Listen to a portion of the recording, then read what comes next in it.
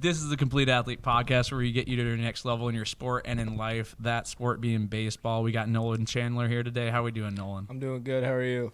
Pretty good. This is the second take, so just so everybody knows, literally the computer crashed. We're just going to rehash what we talked about. We were talking all things baseball, but Nolan is currently a new coach and trainer on our staff. Just had his first session a few days ago, shadowed Coach Sam Knight, who referred him to us. We're super pumped to have him on staff here now. But the main thing that we want to talk about today is, one, learning about Nolan, and then two, just kind of hearing his whole baseball experience. So, Nolan, tell us a little bit about yourself, your background with baseball, where you grew up and everything. So I'd probably start off. I'm from Omaha, Nebraska, so I'm not used to. Yeah, there's that twang in there. That everybody says, "Yo, you have a little bit of accent." He's got a little twang in there from the South, and I'm like, "What are you talking about, bro?" Yeah, I don't know. I don't know where. I don't have an accent. Yeah, what do you mean? You man? think we have an accent with our A's and our O's, okay. and yeah. There'll be sometimes I'll be at work and somebody's like, "Can I get a big with that?" And I'm like, Stop. I'm like, what is a big? There are some people, the ones from way up north. The way up north ones, yes. yeah, they're down here. My teammate Noah, he says big, and I'm like, what are you saying? Here. Well, where? Up north here? No, he lives in Brooklyn Park. Oh, man. Well, he's from here, and he's like, it's big. And I'm like, I literally have a video of it. I'm like, bro, bag. It's B-A-G, man. I'm like, come on. It's not that hard. It's not B-A-A-A-G. Yeah, it's not any of that. But that's, I don't know why people say I have an accent. No, I mean, it's different than everybody around here. Which whenever we go somewhere, people are like, "Oh, you're from Minnesota," and I'm like, "Yeah, hey, whatever." I'm not from Canada. Who I'm talking to my buddy next. Right. You'll hear his accent. It's pretty hilarious. But anyways, so tell us a little bit about obviously you're from Omaha, Nebraska. Mm-hmm. Baseball pinnacle spot down there. A lot of other things. Tell us a little bit about you growing up there and whatnot. Yeah, so when I bring up like Nebraska, a lot of people think it's just a lot of small towns, especially ones that don't know baseball, because like every baseball player usually knows Omaha just from the CWS, because I mean it's every kid's dream. They want to go D1. They want to go to CWS, make it to Omaha. Like they say, road to Omaha every year. Yup, road to Omaha. You know, I mean, growing up where you get CWS, I mean, I've been going every year since I could ever remember, because my grandpa, he has season tickets to just to CWS. So right down third baseline, row 22. I don't know exact seat numbers. I just know the row, because it's not the same every year. Perfect view. I mean, during those midday games, it gets really hot in those seats, but it's definitely worth it. I mean, you're sweating head to toe, but absolutely. But you're getting to watch some amazing baseball. Where in Omaha, where I grew up, we don't have any pro sports. That's the closest thing we get to, like pros going to watch these college athletes play at the top of their game. And exactly. It's amazing to just see it, especially as a kid when you got those dreams of playing. Yeah, and you're telling me a little bit about your most favorite experience or favorite game watching down there. Yes, 2015. Yeah. And the first time I said 2016, I was a year off. Yeah. We got 2015 when Vanderbilt won it. I just remember that one being the best, because I went to all three. I think it was 3 games it took them, because it's best 2 out of 3 for the championship. Yep. And I think it took all 3. And Dansby Swanson was my favorite at that time, because I'm a middle infielder, shortstop most of my life. I mean, just watching that guy play is just amazing. So smooth. Holds himself well. I mean, he doesn't let his emotions get the best of him. I mean, he shows emotions, just like being riled up and stuff, like as you should as a ball player, but he doesn't let it take over, and he just really self-composed and amazing ball player. Well, that's awesome from your standpoint, being able to watch that. And how old were you at that time? Let's see, 2015, I was 13 years old. 13 years old. So that makes you what now? I'm 20. I'll be 21 in April. Okay. Yeah. New young guy on staff. And he's currently playing. We'll get into like your whole injury and everything right now, but you're still pursuing it, just like we have our youth guys and our high school guys who are trying to reach for that, playing college ball. Yeah. But yeah, tell us a little bit about like your little league experience and everything coming up. I didn't, play t-ball, coach pitch, any of that. I grew up with 2 older brothers, one not so athletic, the other one, I'd say he's very athletic, but I'm a lot more athletic than him. Me personally, piping yourself up there, okay? Just a little bit. I mean, brother battle, I definitely am more athletic. I mean, he was stronger most of my life, but he's the older brother. He has to be stronger. Yeah. But I mean, my dad went through t-ball with those 2. He's like, you're not playing t-ball. It's really? Because I mean, growing up, I got my older brother to go in the backyard with me, teach me things. Yep. Excuse me. Play some sandlot ball. I mean, mowing lines in the yard to get, Get the bases. The baselines. Yup. You hit a home run if it hits this certain house, gets over the fence, ground rule double Yup. type stuff. And I was blessed to have a lot of neighbors around my age, so we could get a lot of kids in our backyard and we just play all the time. So, I mean, growing up with that, it was like, we'll wait a couple of years until you can actually just go to normal, just play normal. I mean, the first year I played, it was where if the kid throws 4 balls, then the coach comes out. But, I mean, I started off with just regular old baseball instead of like T-ball, coach pitcher. Like now, I guess they do like ones with the machine. Yeah, they got the lever and it just comes over, which actually throws pretty good strikes. Yeah, and you can see it, but yeah, it's just not the same. I've noticed with younger kids now, like because we've done some like youth clinics and stuff with the kids that are 6, 7, 8, 9, or even 5 really, but. I think T-ball is missing the mark and then right after that, when the kids get into player pitch a little later, they should be playing catch with their buddies like you were when you were younger. But then nobody's able to throw strikes at that age, and then they get bored, and then they decide if it's actually kind of happening with my nephew and stuff right now. He got, and some of his friends got bored of baseball too quick because some of the upper level kids have already gone to traveling at 9. And we were just talking about that briefly before, how you decided you played Little League till 10. Yep. And then what'd you do after that? So I played till 10, but so I played at Keystone. So it was Keystone Little League, and then the travel team, we were called the Cobras. Okay, sweet. So that's a sweet name. Until we were 12, so we could start travel ball at 10, but during the week we still had to play in-house Little League because they had their Little League team they would send off to go play. That's how Brooklyn Park does it. Yeah, so we would play until we were 12, and then after we were 12, then we didn't have to play Little League anymore, in-house stuff. Yeah. So then we played just regular old travel ball during the week and on weekends. And then I played for them till I was about 13. And then when I was 14, my 7th grade year, I switched over just because like that place was kind of big into politics. You had to know the right dads to get on the upper team, even when you're better than like half or most of the team. And looking back, it happens everywhere, man. Yep, it's not there's not only, just in Nebraska or Omaha. Oh, I know. There's only 2 of us that are still playing ball. Yeah, see, yeah. So I mean, just looking back, I'm like, whatever. But I went to go play for the Wildcats my 7th grade year. I mean, it was all right. And then 8th grade, I was too old to play U-Trip as an 8th grader. So I actually was able to play Legion for the high school I was going to, which that's pretty sweet. Made a great because I played. We'll get into it in a second when I'm done talking about Little League, but I played varsity all 4 years. So being able to play Legion, play above your age. Yeah, play above your age. Got me ready for playing varsity my freshman year. So yeah, it was you're like, ready to go. Yeah, because all my life I've always played up because my dad coached my team and my brother's teams. He played also for the Cobras, just on the older team. So when they wouldn't have enough players, he'd be like, all right, we got Nolan coming out. You want to come play with your older brother today? And I'm like, I'm not going to say no to a challenge. Come on now. Yeah, like, absolutely. Of course, I love to play with the older guys. And so see what I can do. When you were doing that, like, where were you batting in the order? Where were you playing in the field? When I was like when you were younger than like all those older kids. Oh, when I was playing with my brother, since I was just like a substitute, I had to bat 9, and I had to play right field. Yeah, that's just how it was set up. Yeah, I mean, which was fine. Like if he had the choice, I would have been playing second base, but because it was like just rules. Yeah, as a substitute, you're just they have to play right field. Yeah, but even though the right field's not bad, guys, once you get up, that's where the strongest arm is at. Aaron Judge. Yeah, Rookie Aaron bets. Judge. I mean, yeah.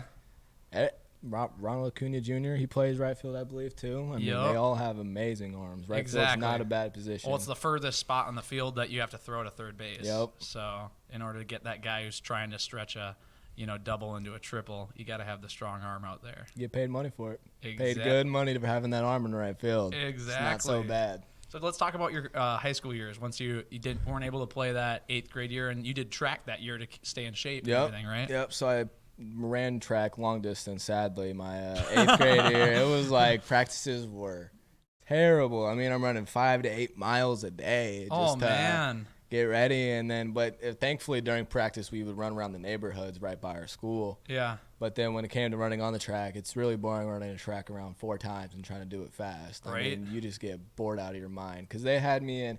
I had to run the mile, I had to run the 800, I had to run a 4x4, I had to run the 400. And then I was in like the 2400 medley, and I was the 800 in that. And I did You're doing everything. Triple and long jump. Okay, so well, I was. So it's funny. The guy who we just interviewed before you, Zach Dykes, our strength and speed guy and stuff. He's a track coach, wrestling coach, trains all our baseball players.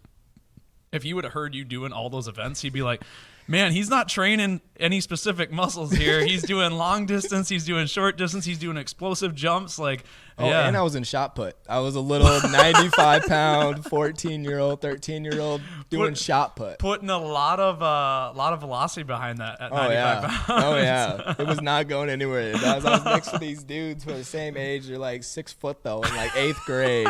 200, 215, and I'm like over here just like real skinny and small. Yeah, and I'm that like, doesn't really why work am I well doing with shot this? put. They saw, oh, he's an athlete. Let's put him in everything. Everything. Yeah, well, that's cool. I mean, you're well-rounded from that standpoint, but you did that just that 1 year, and then just 8th grade. I just did it because I couldn't play spring because I was too old for U-Trip, and Legion didn't start till after the high school season. Yeah. For us, because I know it's different up here because it stays Legion, colder a little bit, but we started Legion in like middle of May. Our high school season starts like beginning of March. So Legion season up here starts early June, and it all depends on like obviously the seniors if their high school team's still playing, and we've had this talk on this podcast before with other guys. Like we should be doing what Iowa's doing, where their high school season starts later. Mm-hmm. And when did you guys start? Because our high school seasons literally will start, and you don't know if the first 2, 3, 4 weeks you're getting either rained out or the snow is still on the ground or the field is not cooperating well with all the melting. Yeah. So it's a whole thing. Usually our first game was around March 12th, 15th. Really? Yeah. Well, so it's a little bit different climate down there in Nebraska. Yeah. I mean, I remember COVID year was my junior year, and a week, 2 weeks before everything got shut down, it was like 60, sunny. We were out there just wearing maybe a long sleeve under our practice shirts, just having a great time. We were already doing inter squads. I mean, it was beautiful out. This was like March 1st, March 2nd. It was just beautiful. Then I come up here, and we barely even played last year. Yeah, dang. Yeah, no, it's ridiculous from that standpoint. I think every single college field for sure needs to have a turf infield, clay mound, because otherwise you're not going to be able to. Like, obviously, you can't afford a full turf field because it's very like the outfield and whatnot. But at least infield. Yep. I'm not a big fan of the turf mounds. One, because it's hard on pitchers' arms. Yeah. But yeah, I think in the slip Midwest, easily on those too. Oh yeah, and then they get torn up, and you have to replace them every year or two, anyways. Yeah. You gotta tell the opposing teams you show up in turf shoes, not cleats. Mm-hmm. You know, the pitchers. So that's a whole thing. But your high school, you played 4 years. So like, how was that experience? So yeah, I went to 2 different high schools. The first one I was for like Nebraska, for our classes standpoint, it goes Class A, Class B, Class C, and so on. I went to a smaller high school my first 2 years. Mm-hmm. It was about 30 minutes away from me. It was in a small town called the Valley. So, I mean, like, it wasn't too big. I mean, my class was like 60 people. Oh, wow. In my freshman class. I mean, nothing big. But so for baseball in Nebraska, there's no – so for other sports, it goes Class A, B, C, D, D1, D2, D3. Oh, wow. For baseball, though, for Nebraska, it was just Class A and B. Yeah. So we were a Class B school, so it's still playing against a little bit bigger schools since for baseball we don't have all the other divisions. Would you guys co-op, or was it all just So one school? Funny thing, my freshman year, probably one of my favorite seasons, we had 11 players in the whole program. Oh, wow. So my brother played there too before I did. And they had a lot more players, this and that. So there was 6 seniors who were like bigger brothers to me because I all knew them from my brother because he went there for middle school and 1 year of high school. He's a whole nother story. He's the problem child, middle child. So he's just a whole story. I'm a middle child too, man. I am a problem child. Yeah, exactly. See, he wasn't like, so he's just a whole nother story. But so he wasn't. So he was supposed to be a senior when I was a freshman at that school. Oh, so he was a super. But that didn't work out at all. He was somewhere else for my freshman year of high school. But got it. Those 6 guys were like big brothers to me while he was away.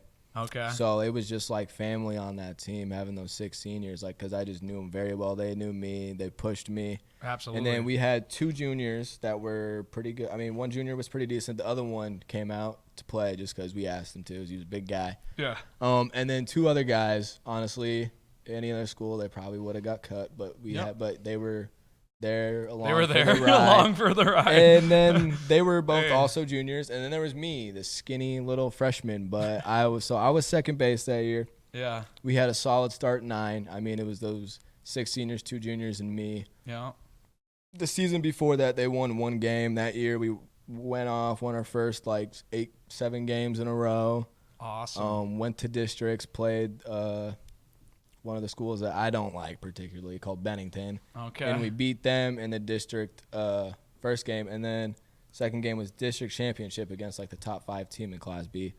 And then we beat them, too. So we were the first team in school history to go to state for any sport. Any sport. Any sport. Not just baseball. Not just baseball. Any sport, anything. 11 guys. That's all we had all year. So I think that's, first in Nebraska, too, for a team of 11 guys to go to state. Yeah. Which was just crazy. It was a fun season.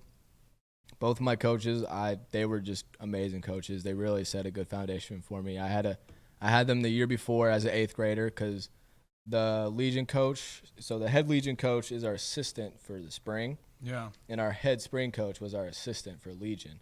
Oh. So we got them both all year round type stuff. I mean, they were just amazing coaches. So that's how you build. That's how you build a good culture, as having continuity with your coaches. So if you have those 2 same guys in spring and summer, that's a lot of programs around here that doesn't really happen. I mean, some of them it does, but not as much. And that's kind of why with us as complete athlete, we're able to work with kids all year round to create that culture, which is what you had in high school and Legion, which is awesome. So they were great coaches. I mean, they were late 20s. Both of them played in college, so they knew what they were talking about. Oh, sweet! I Younger trusted coaches, them. I trusted them fully. They knew what they were talking about. They would always. I would stay late for practice. They would work with me one-on-one all the time whenever I asked. And it was because you had that fire in you. Yep. Yeah. They could see that you had that fire in you, and that's why they were staying late. If you didn't have it, they'd probably be like, "All right, I'm going home for dinner, man." Nope. It's either I'd be there way before practice. If we have a weekend practice where I don't have school before, I'm showing up early. If it was later, I'm staying after. I can't tell you how many times these guys, after a late game, they turn the lights on for the field for me, keep them on, and Coach Joe Swanson, he would just put the L screen up and he would just feed me on the field, and I'd have live BP. It would just be me and him most of the time. Some guys didn't want to stay after. Yeah. Which, I get, you don't have as, chip on your shoulder as I did, type thing. But they always stayed at late for me. If we didn't have practice, yo, can we get some work in, drive out, get in the cage, anything. They were, they had some fire in them too. Cause even during off season, I played basketball my first 2 years at that school too. So I would wake up at 5 o'clock every morning, Monday through Friday, 6 a.m. weights for baseball. So we would live from 6 to 7. I would shower, go to school, and then I would have basketball practice after school. That was during the winter. And then when season came, it was when we didn't have games, we would have 6 o'clock lives. Yeah. So all the time, we would just wake up. Because I live 30 minutes away, so I'd wake up around 5 o'clock. The kid on my team also lived in my neighborhood who was a senior, so he would come pick me up. You'd ride with him. There you go. He would drive us. You had to hook up. Go lift. And then I just remember there'd be times we would lose a really hard game, and I would just text Coach, yo, weight room in the morning? He's like, you got it.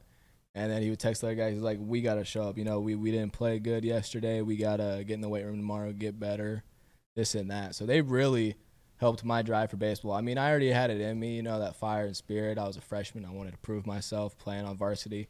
Even though there's only 11 guys, I wanted to show that I do belong there. Yeah. And which I did. I mean, I didn't have a too good season hitting because, I'm a freshman playing dudes. Yeah, that's always grown men. Yeah. But, I hit, I think, 225, 250. Not too bad, but my fielding percentage was just 950, I think. Yeah.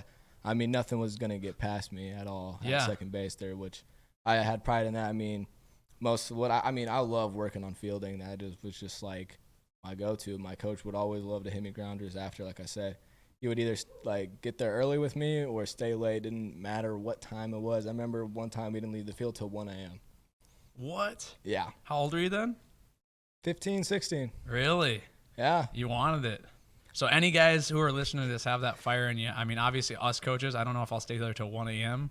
I'll probably get whooped when I get home, but definitely will put that in you. Yeah. They were both single men. I mean, no, one had a girlfriend that was away at school all year, so he didn't have anybody to go to. My other coach was also single, so I mean, they lived for baseball. They lived, breathed baseball. So they were willing to stay. So then, freshman year we went to state, first team to do it. So it was great. We got to play where the Cornhuskers play. Memorial Stadium was in the background, which is sick. Just from the pictures my mom took, she brought the nice camera out. Oh, the nice camera. We played at Haymarket Park, which was like just beautiful fields. You know, D1 like schools, they really take good care of the fields. It's like playing on a big league field. I mean, it was amazing. Like it's almost like turf because it's just perfect hops every time. Perfect hops. You don't have to deal with. The grass is beautiful. They have a whole grounds crew team that came out before the game, after the game to fix up the field. I mean, it was just beautiful. And the pictures my mom took came out really clean. I already had to post them on Instagram like that night, you know? I was that freshman that wanted to look so cool. Yep. But, so yeah, freshman year was probably one of my favorite years just from that. I mean, I had 6 dudes that were like my big brothers, you know? I mean, when I was a freshman, when I'd mess up, they'd be right there to pick me up, teach me things, all this and that. They wanted me to get better because they saw that this guy could be good, you know? Yeah. Like, yeah, his older brother's a little bit of a bit of some work, but he's not like him. So so we're gonna take him under our wing. Absolutely. Do you have a funny story during that time about a teammate or something that happened? I can't. It was, I mean, like or a moment that sticks out to you, like obviously you talked about going to state. That probably is a huge moment that stuck out for you. I would say, coming that following summer, playing with the same guys. I mean, during summer we had a lot more kids on our Legion team because we would get a lot of the kids that got cut from the bigger schools in Omaha, and they would come play for our Legion. So I would say, when I finally got done playing with them was the end of July. We almost made it back to state again for Legion, but we didn't. We lost by 1 run to our rivals, Wahoo. But so all year we would do this thing called it was the Pine Tar Bible. Well, we'd have, the little pine tar book you would have. So the senior captain always had it on him because he was the captain. They would always open up before the game. We'd put our little bats like we're cooking a fire, like with wood just to heat them up. And he would open it up, say something super dumb. We'd all take our hats off. He would just, basically. Baseball ritual. We had a couple juniors on the team, and I was just the freshman still, right? Yeah. And I remember, that book has been getting passed down. So instead of giving it to the juniors, the senior captain came over to me. He's like, you're going to be running this team, so you're the one that gets it. And that one just stuck with me because he almost started crying. I mean, oh, dang. I mean, a lot of the seniors were crying because it was their last game ever, but it was like they were like, you got something special, and you deserve to have this other than the juniors on the team. I bet they were mad, man. Oh yeah. There was this one guy, Jackson. He was pretty good. He was a lefty. I mean, he could throw a little bit. He could hit kind of well, but he was kind of furious that he didn't get it and I did. So yeah, I mean, that kind of felt good, I would say. Yeah, just to get recognized by. Yeah, that whole the senior captain. I never heard about that before. I mean, that's a cool little team, little ritual thing, or some type of passing the torch. Which I think we should probably implement that with our club teams. I mean, the boys bring their fake chains and stuff after home runs. Okay. And, they do all that. They do all that, but, that there's a little bit more meaning behind that. So I like that. We went from Homer hankies to Homer chains to interception chains to it keeps progressing. Kirko chains. Kirko chains. That was hilarious this year. It just kept going. I definitely do think they, the good culture and celebration with that was good, obviously. Didn't back it up with the win at the end. Yeah, you gotta back it up with the win in the playoffs. Otherwise, I know, matter. Man. I know. Doesn't. We'll leave that for another day. And Chiefs fan, so they're better win the Super Bowl. We got a Chiefs fan here because they didn't have any professional teams in Omaha. So he's going down to Kansas City. He's not coming to Minnesota because we are one of the most winningest franchises, but can't win a Super Bowl. So there's no point in cheering for him. That makes me understand why most people from Omaha don't root for the Vikings. Like, why would you root for a franchise that can't get it done? I would absolutely. Closer team, absolutely. Yep. I mean, yeah, it's to the stadium. It's about 2.5 hours. I've been to 6 or 7 Chiefs games in my life, and my Nice. dad's been a Chiefs fan since I've ever been alive. So Chiefs is just kind of in the family. Chiefs all day. I mean, Pat Yeah. Mahomes, awesome to watch. I mean, his dad pitched for the Twins back in the day, so they were talking about him if he's going to go play football or if he's going to go play baseball because he's Yeah. got a rocket of an arm. But he chose football. I think he made the right choice. Anyways, from that stance, like high school, we could get more into details of like what happened your junior, senior year, but I actually want to see why you decided to keep pursuing baseball after high school. Dude, baseball in my life it's been my whole life, not going to lie. I mean, growing up, just every time after school I'm going to baseball. I'm going to go play baseball. I mean, I played basketball too. Love that at a community center in my neighborhood. We're always hooped. Like, I'm just a big competitor in general. Like, I love hooping. I love playing ball. But, I mean, I was always better at baseball, so I'm like, let me see what I can do with this baseball thing, right? Yeah. And, I mean, through high school, I had the best coaches I could possibly ask for. I mean, the second school I went to, Coach Hodges, love that guy. Amazing. He's a little bit of a tough guy, will get under your skin, but, like, Knows how to get the best out of you. growing up with older brothers, you got to have that thick skin. And I was ready for it when I met the guy, and he was the best thing for it. And he's a competitor just like me. So he would, get fired up. I'd get fired up. So, I mean, just like my love for baseball has always been there. I mean, my papa, big Cubs fan. He came to every game when I was a kid. He passed away, but I know he'd be proud of me today to see where I'm at. I just always loved baseball. It was always just kept me going. I mean, just sitting in school. I mean, I honestly would probably been a terrible high school student if I did not play baseball.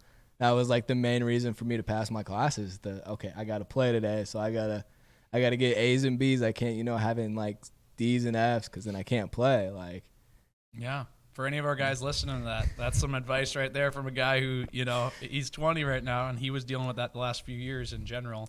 So if you want to play, we have some guys that are not able to show up to sessions right now because of. They got to get great. I mean, yeah. Yeah. I mean, I probably would have been honestly a terrible student if I didn't play baseball because that's what made me be able Whatever to, motivates you. Yeah, I mean, I couldn't play if I didn't have grades. There you go. So and of course, our coaches our high school coaches who coach also the Legion team, they're not going to let you play if you couldn't play spring because of your grades. Like they're not going to take you on because they're like, oh, this guy's not setting the expectations. He's not disciplined. I like it. He's not motivated. So why would we have him on our summer team too? Mm-hmm. But yeah, I mean, baseball's just always been the reason why I do everything. I mean, I love the game deeply. I mean, nothing's better than getting out on that field on a nice summer day or even a cold day, having that dirt, smelling the grass. I mean, you're getting dirty. You've got all that dirt all over you. You look cool too, Yep. Look at you. You got all the dirt all over you, wearing a cool jersey. I mean, what's better than sweating your butt off in the in summer, playing the game that you love with your boys who is basically like family who you're with every single day of the summer. I mean, yeah. There's nothing better than going out on that field, making a dive, having the sunflower seeds and just going through it, man. Big league chew, Big league chew. Everything. I mean, just talking crap to the other team because they're talking crap. I mean, just going out there and competing and just giving it your all, game by game. I mean, if you don't give it all one game, why are you out there? Yeah. You're not promised tomorrow, so why not give your all today? I mean.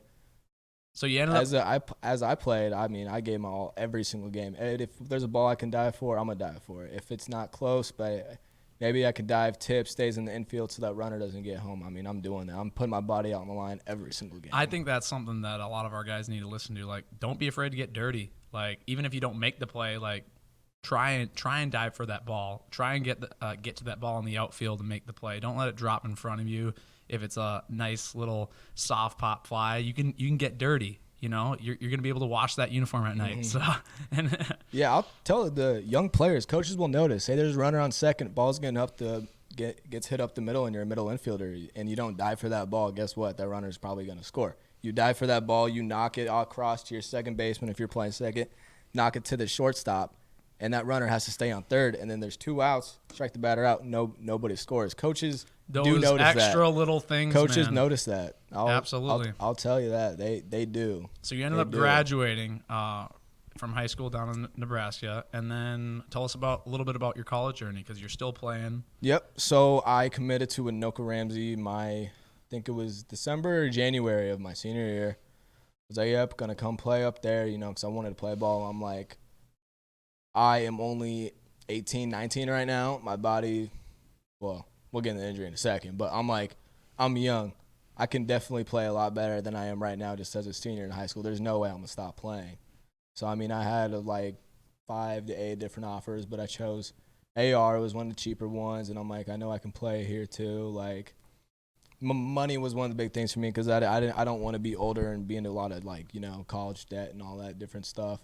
So I was like, let's go up to Minnesota, I guess, where it's cold. I didn't know it was going to be that cold here and everything, but chose to come up here, play. I mean, played here last year, so, I mean, not the best experience I've had playing baseball just because, like, the cold and everything. Yeah. A little bit different. I mean, last year we had the COVID sophomores, so, like, their third year, and it's just. Yeah, so you got basically 3 classes of – I hear every college is dealing with that right now. Yeah.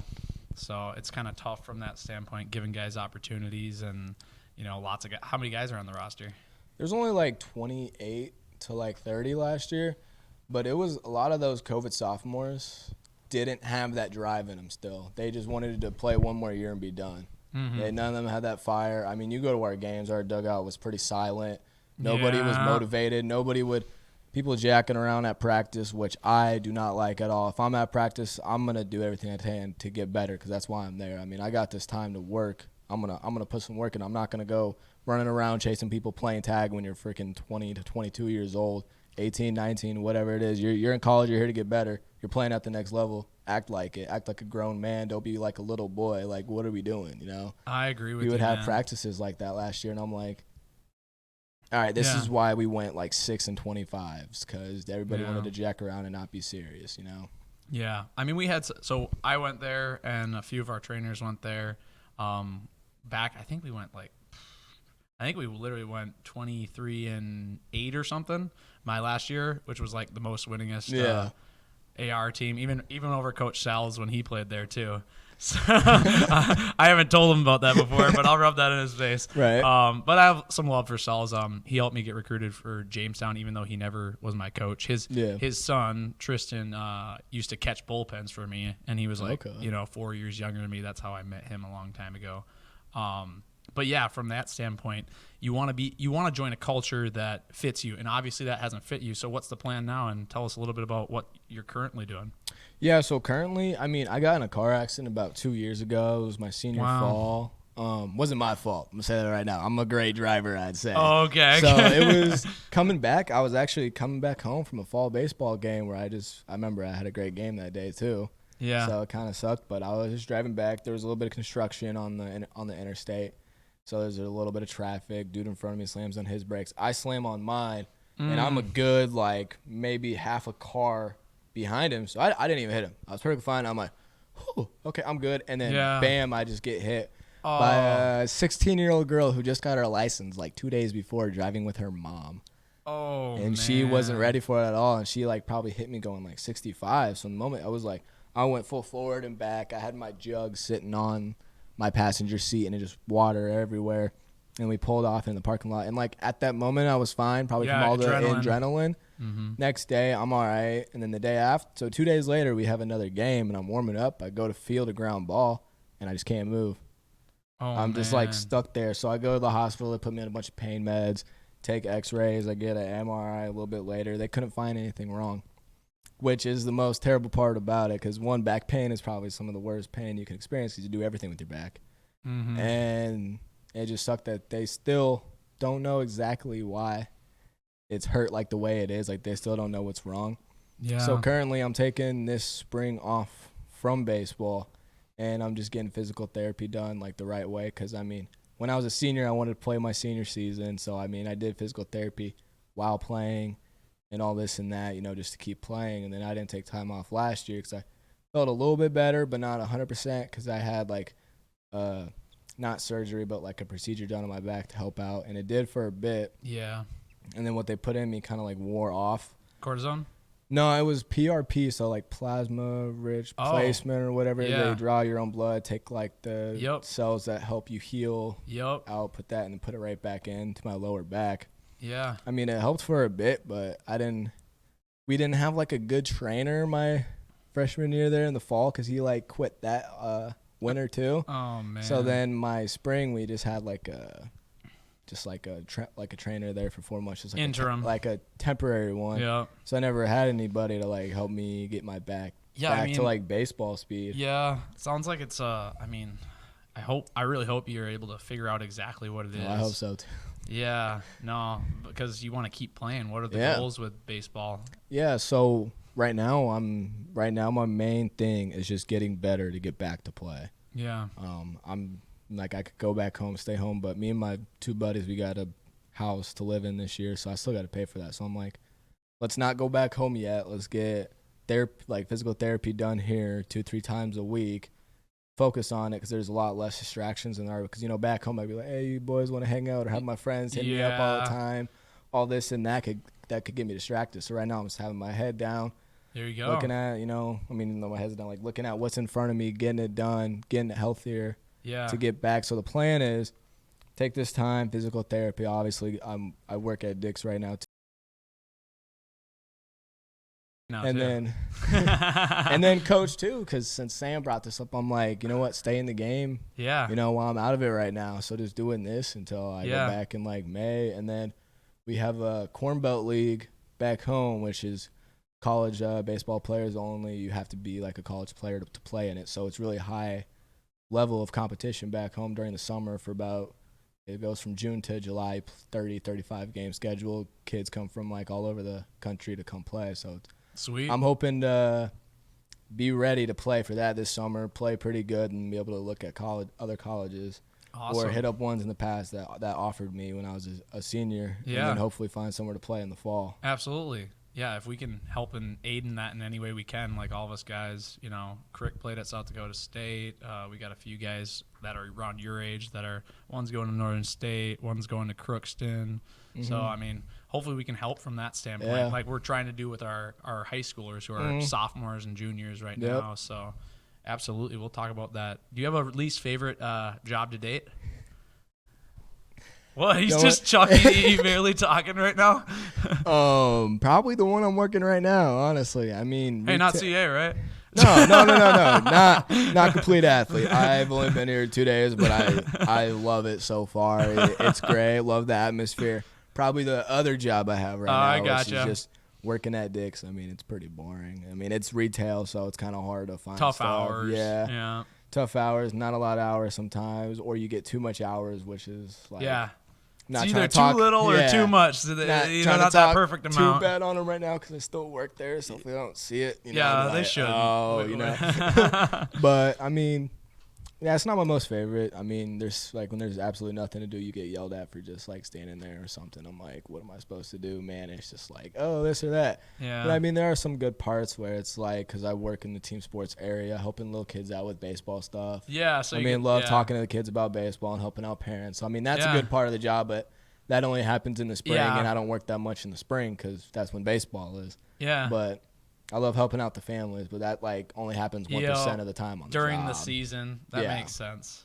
No, you'll be good, man. Yeah. You'll get through it. Like you said, your head's down. You're focusing on getting your body right, and that's just in the background that you have to do. 6 to 8 hours a day, whatever amount it is. Yeah, it's not too bad. Yeah, just probably my least favorite today because I've worked back home, Omaha Sports Academy, which is just basketball, like tournaments and games and stuff, where it's like we have 6 courts and just like people paying to get in and stuff and just watching the games, making sure no fights happen, all this and that, controlling parents, kicking parents out. Oh, yeah. All this and that, how parents can get for little kid games. I've had a kid. It's intense these days, I was like 17 working this job, and I'm kicking out like 40, 50-year-olds because they don't know how to contain themselves at games, yelling at other parents and trying to fight a 16-year-old kid or something. So it's like, Yeah, youth sports is crazy nowadays, man.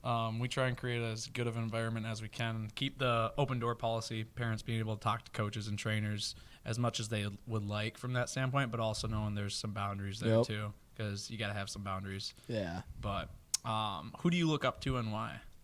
So I'll have just a couple for this. I mean, obviously my parents, I think they've done a great job of raising me. I mean, kind of tough with the older brother I had. Mm-hmm. Once, like I said earlier, but they did a great job of like raising me. I mean, they were always there for me. My mom was always there for me with baseball. My dad too. I mean, that man would take me and my brother out to Keystone during the weekends when nobody's there, get a bunch of work in, play catch with me in the backyard, play catch with me during COVID. I mean, that man's always been by my side for baseball every step of the way. Gotta have it, man. I love hearing that. Yeah, my favorite picture, me and my dad, junior year, Legion, just me and him. Like, we had a tournament out at Scuts. We were just chilling on the grass. He was just chilling on his chair. My mom took this picture of me just sitting on the ground with my bag, laying back because I was kind of tired after the game. He was just sitting in his chair. And just the look he had on his face to me, just a big smile. And I'm like, dang, my dad is really proud of me. Like, it was a sick picture my mom caught that I still have that I, like, just love looking at. 'Cause it's like this, like, that's why also I love playing baseball. Because, I know he loves me, like, playing it, but I don't play just for him. But it's nice to see that my dad's proud of, like, what I'm doing right now in my life. Because everybody, they might not want to say it, but they want somebody that's proud of them. So it's nice to see my mom and my dad very, like, proud of me to this day. That's amazing, man. Like, I love hearing that because it's a father-son relationship and mother-son relationship when it comes to not just only baseball, but any sport. Like, you want to obviously show them that you care and that they're proud of you and that you're putting the work in to become better. And that's going to ultimately help you out in life, not just, baseball in general. So it's cool. They've stuck by my side through it all. My mom, getting to every game she can, she got in a really bad car accident too, like my freshman year of high school, to where she was out for like 2 years. Wow. Of like everything. She still hasn't got back to work. Car accidents, took her. Man. I got rear-ended back in September of 2019. Okay. And it was more a whiplash, but I was at a standstill off a ramp right over in Coon Rapids, actually, off of 10. Yeah. And just, I don't know how fast the guy was going. Obviously, there was like a settlement from it a little bit, but still my neck, like, I'll be feeling it here and there. Back stuff isn't fun with car accidents. Yeah, and it's nice because she can understand me with my back too, because she's dealing with the same thing. Yeah. I mean, she from the car accident, she can't deal with like heavy noises or big like rooms of people, because she'll hear like everything at the same volume. Doesn't matter if you're like this close or like all the way over there. If it's in the same room. Wow. So it affected her. Yeah. So she would still senior year show up to all my games. I mean, she would have these earplugs in. She was just there to like watch me and support me. So that was really nice to see my mom to do. I mean, just to be out for the whole next day because she has such a big headache just from going to one of my games. But she'd do it all over again and again if she could. So That's some motherly love right there, man. That's some support. That's crazy. Yeah. What is your daily routine like if you have one? Right now, like today, let's see, I got up at 8, went to PT at like 9. Where are you going? NovaCare. NovaCare, you told me that, yeah. Yep. My physical therapist's name's Crystal. She's doing great so far, so hopefully we keep going and get something right. Then, today's a little bit different since we're doing the podcast, but then usually I just go to work. And then now it's coming here, teaching some kids some stuff that I know, this and that. And then going to the gym. I can't lift too heavy right now because of my back and everything. But, chest days I can lift heavy because it doesn't do too much on the back. Yeah. But just be able to keep some of the muscle I have while not being able to do too much. Yep. So that's usually about how my days go. Wake up, go to PT, go to work, eat food in there too, got to stay healthy, and then go to the gym, come here. There you go. It's about what it is, yeah. Sweet. I love it. That's a good routine. How would you say you are as a hitter or a fielder, like out there? Are you more like an excitable type guy, or are you calm, cool, and collected? I am pretty calm, cool, and collected. I love talking crap. If you're going to talk crap to me, I will bring it right back to you. I don't care how good I'm playing that game, how bad I'm playing that game, how much up we are, how down we are. You got to back it up, though, man. No matter what. No matter what. I'm going to beat. If you're talking crap to me, I'll bring it right back, no matter how's it going. But you won't initiate it, or will you? No, not really, no. No. In the past, maybe once or twice I have. He's like once or twice. It's kind of deserved, in my opinion. Yeah. But most of the time, I'm pretty calm, cool, and collective. You let your play show. I love the big moments. I've had a lot of them throughout high school. Like, it's just deep breath, taking that in, staying calm, cool, up at the plate. You're going to pitch to me, I'm going to be ready to go, especially if it's a big moment. I've done a lot better in big moments, I'd say, than just regular good old moments that are just, middle of the game. If it's like end of the game, I've came up big pretty good amount of times in my career. So I just love it. Just making plays, in the whole field driving plays and sitting back on a ball and driving it in, driving a big run in and all that stuff. a lot of people, they focus a lot more on their hitting. I see, like they want to be like the best hitter they can be. Like, yeah, I want to be the best hitter I can be, but I'm also going to be the best fielder. Like, I'm not going to let you outfield me. Yeah. Like, because especially in college, big part of it, if you can't play defense, you're not going to be out there. Yeah, you can hit all you want.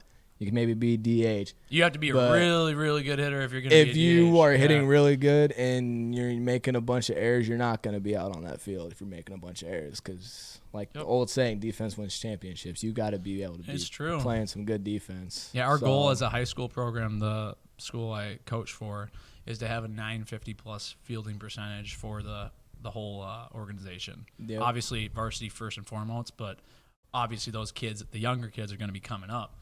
But that's like the main factor, which we've noticed on our club teams too, is fielding. Mm-hmm. Overthrows, not making plays. Those allow extra outs and then ultimately more runs. So like those are determining the outcome of the game. It doesn't matter if we had some games where we won 19-16. I'm like, this isn't a baseball game. This is a volleyball game. What are we doing? We playing the 25 football, here? Right? Yeah, that's from football scores right there, too. Yeah, we don't want that. We want 5-3 games, 3-1 games. That's how, because maybe I come from it from a pitching point of view, but you from a defensive, fielding point of view, which is what you're working on with your Monday group, that's huge. Like, being able to stay focused long enough while you're in the field, waiting for that moment to happen, that big moment, and then making a play. It sounds like you've been a part of a lot of those. Yeah, I love fielding. It's one of my favorite parts of the game, not gonna lie. I love getting a hard hit ball, being able to go dive and then get up and make a cool throw, and everybody's just like, Me too, man. What just happened? What just happened? Yeah. Our fall coach, because I don't know how it is up here, but our fall team, you couldn't have your high school coach it. Mm-hmm. So we had a designated fall coach that used to play at the same high school that I went to my junior year.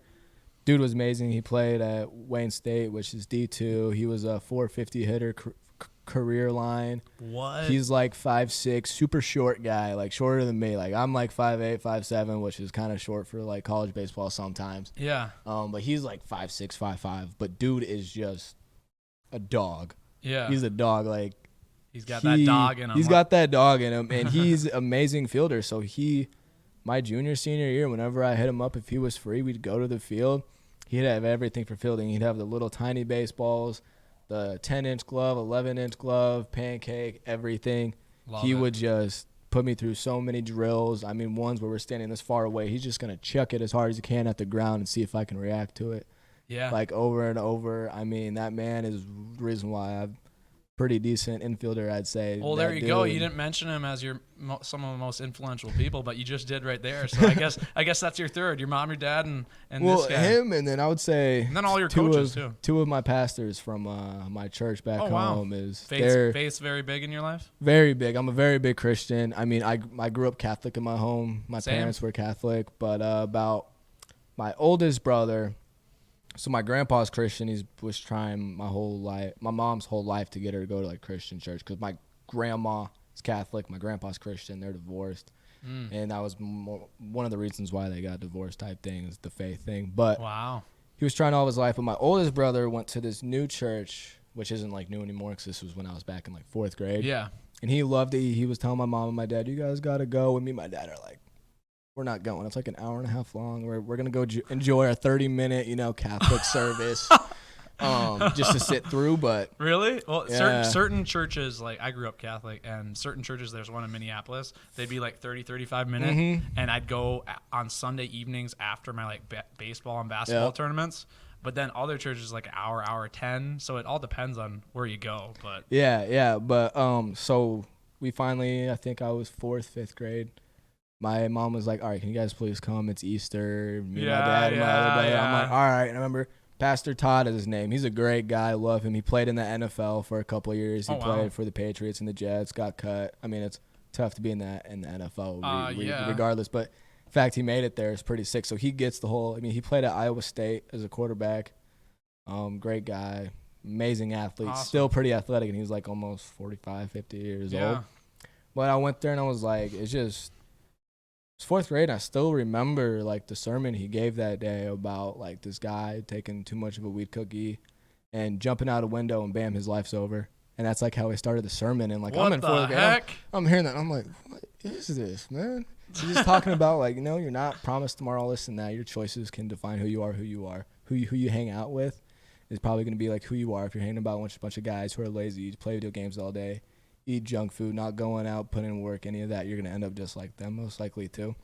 So, I mean, faith is a really big thing in my life. So I was going to Catholic school all the way up till 7th grade. 7th grade, like, middle of there is when I finally, like, decided, like, yeah, I'm going to give my life to Christ type thing that we do. And then I, like, just transferred schools, went to a public school. And he's been one of the biggest influences in my life. We don't talk as much today because he's a very busy guy. He's grown his church a lot. Yeah. But anytime I come back home, he'll make time for me to hang out. And another guy I met there, Pastor Ben Norvig, amazing guy. He's literally just like a 45-year-old or 40-year-old version of me. There you He's go. my height. He played shortstop at Kearney, which was, they don't have a baseball team anymore, but they were D2. Yeah. He talks just like me. Oh, that's funny. He went to a public high school just like me, where white people are more the minority at that high school than we're like more the minority than like it's a lot more diverse. So he went to a high school like that too. I mean, and every time I come home, he's like my mentor. So we always sit down, have lunch, talk through stuff. No matter if I'm being the perfect, kid I am sometimes, supposedly, he's loving me. Or if I'm sinning every second of the day, he still loves me the same. He's always there for me. So those two guys, you definitely need really people like that in your life. Are always in my corner, no matter if I'm messing up or not. So that's awesome. I mean, we don't really talk about it too much on here, but faith is also a big portion about a complete athlete from a standpoint of, like, a lot of us think that we can do things on our own and just us alone, but in fact, you have to have faith in something. Yep. Otherwise, you can't go through this life here on earth without an outlet like that, yep. Someone that you actually have faith in. Otherwise, it's just a very, very hard life here. Yeah, most people who live without God, they can't find their purpose because they don't know who to go to, They don't have anything to go to, so they don't know why they're here. Yeah. If you read the Bible or anything like that, you can see that God here has a plan for you. Lots of life lessons that have already happened through history. That can help you out through these different times that we're in now. I mean, I was talking with my buddy the other day and my mom. Like, people think, the Bible can be boring, all this and that. There are some crazy stories in it that actually have, happened. I mean, there's just so much info that it's hard to find those. Just like, there are crazy stories in there. If you actually open up and read like some things, you'll be like, this is like, it'd be probably R-rated movie type stuff. Like, this is in the Bible right here. Are you serious right now? And it is. What lesson is being taught here? No, I love it, man. We'll have to talk about that more later on, but I'm glad that's a huge part of your life, and that makes you a really well-rounded person in general. Super excited to have you on staff here. I guess, what is your own definition of what a complete athlete is? Even though we talked about it a little bit, but your own definition. My own definition of complete athlete? A complete athlete is. Yeah, just talking baseball standpoint or just athlete in general? Athlete in general. Athlete in general? I would say to make yourself a complete athlete, you got to be able to want to work for it all the time. I mean, you're truly never going to be a complete athlete. You're never going to be 100% the best, right? Like, nobody can ever strive to be that amazing and perfect because we can't be perfect. But you can strive your best to almost get there each and every day by, like, easy saying 1% each day, right? You got to be able to work every day. You're going to have to be able to want it. There's going to be days where you don't want it. You're going to have to work anyway. You're going to have to do it. Doesn't matter if you want to do it that day or not. That's where, like, discipline comes in. So, I mean, like, complete athlete got to have discipline. I mean, hard work. You got to be determined. And I would say a lot of it comes from the mind. You got to have a strong mind.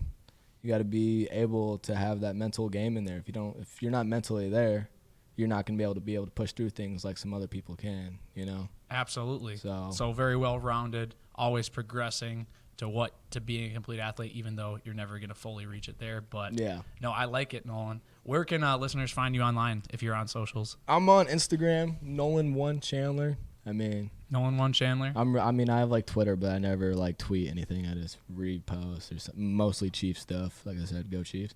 We're gonna win the Super Bowl here. Yeah, we are. Hey, I sat through a lot of years of pain with my dad. A lot of years. I mean, going to Chiefs games and the Bills are blowing us out by like 30, and everybody's leaving. And my dad's like, "No, we're staying till the game is over." Right. And everybody's leaving. Your dad got to see Joe Montana play for your. I don't want to hear him complain one freaking bit. I don't want to hear him complain. We had to go through Matt Castle, man. He's a good quarterback too, so don't even go. You know how much we lost Yeah, with you know him? how much the Vikings lost with him? Yeah, so don't go there either. All right, Vikings sidebar Vikings on are that. just terrible. Sidebar on that. We need to get you a mic, Taylor, if you're gonna pipe in. Okay. All right. Well, thanks for coming on, Nolan. Thank Appreciate you for it. having me. Yeah, absolutely. Looking forward to what you're gonna be teaching all the young athletes here at I'm Complete excited to Athlete work with them. and coaching the 14U team with Sam Knight here this spring. I'm excited to coach with Sam. Yeah, gonna have some fun tournaments down in Des Moines, Iowa, and Liberty, Missouri. So super excited to have you along, man. I'm excited. Thanks for having me. Absolutely.